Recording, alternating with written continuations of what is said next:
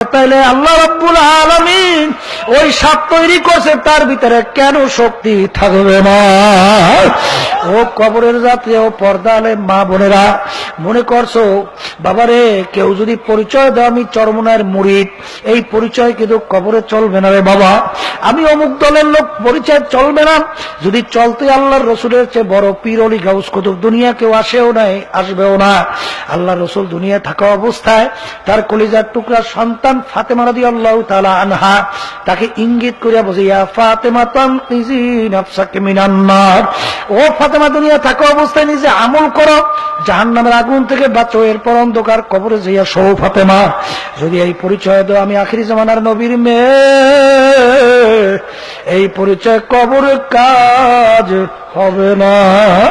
এই জন্য আমার বাজানদেরকে বলবো, পর্দালে মা বোনদেরকে বলবো, পীরগিরি ছাড়ো, মুফতিগিরি ছাড়ো, মুহাদ্দিসগিরি ছাড়ো, টাকার গরম ছাড়ো, এমপিগিরি, মিনিস্টারগিরি ছাড়ো, মেম্বার চেয়ারম্যানগিরি ছাড়ো, ধনীগিরি ছাড়ো, বংশের গৌরব ছাড়ো, শিক্ষার গৌরব ছাড়ো, মাওলার পাগল হও, তারপর কবরে যাও। আর না বলো না,